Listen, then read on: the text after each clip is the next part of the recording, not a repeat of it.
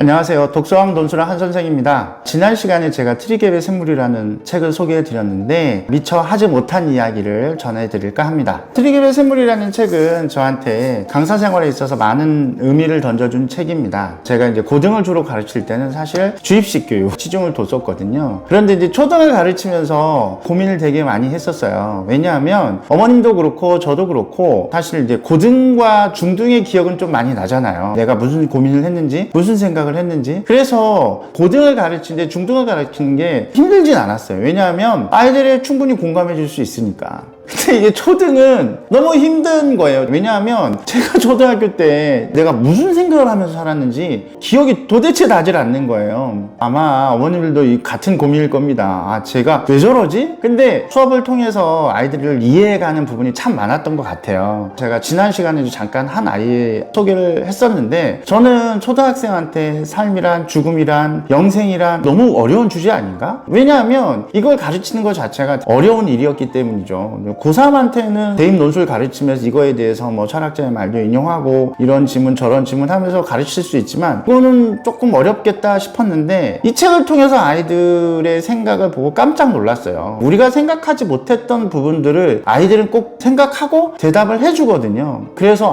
내가 아이들을 가르칠 때 꼭 내가 아는 어떤 범위 내에서 아이들을 규정 지키지 말아야 되겠다는 생각을 갖게 해준 책 중에 하나가 바로 이 트리갭의 샘물입니다.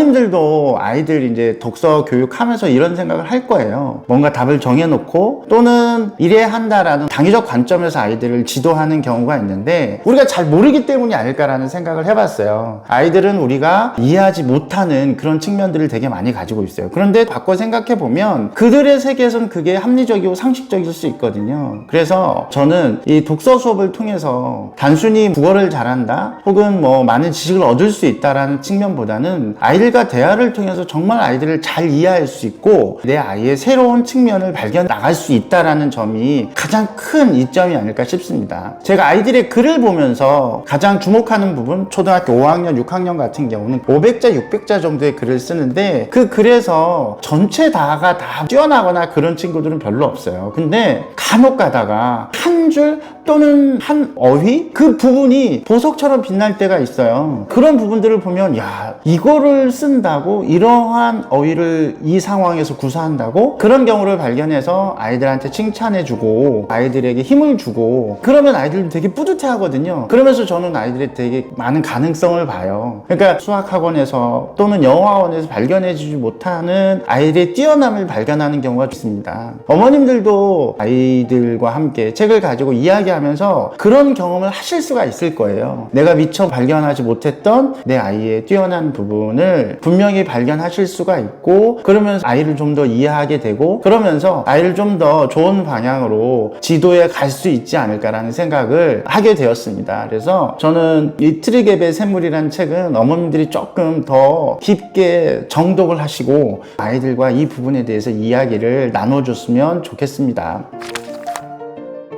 저는 앞으로도 이렇게 읽을 때마다 새로운 맛이 나는 책을 소개시켜 드리기 위해서 노력할 것입니다. 그리고 또 한 가지 제가 이제 댓글을 하나 보게 됐는데 어머님께서 토론 너무 어려워요. 할 수 없을 것 같다. 좀 어렵다. 이런 댓글을 제가 봤는데 어머님들한테 그런 마음을 심어드리기 위해서 제가 영상을 찍은 게 절대로 아닙니다. 저는 가르치는 사람이잖아요. 그래서 정식적으로 토론 영상을 찍어서 올린 건데요. 토론은 별게 아닙니다. 말을 나누는 과정입니다. 아이의 의견을 잘 들어주시고 그 다음에 어머님의 말씀을 잘 들어주는 태도를 잡아주는 거 그것이 토론의 시작이자 끝입니다. 그 과정을 통해서 어머님들이 아이와 많은 부분을 공유하실 수 있고 아이를 이해하실 수 있고 이해시키실 수도 있어요. 꼭 형식을 지킬 필요는 없다는 말씀이죠. 너무 어렵게 생각하지 마시고 자연스럽게 대화를 해 가시면 좋을 것 같습니다. 앞으로 더 좋은, 더 유익한 정보로 어머님들께 인사드리겠습니다. 지금까지 독서왕 논술왕 한선생이었습니다. 감사합니다.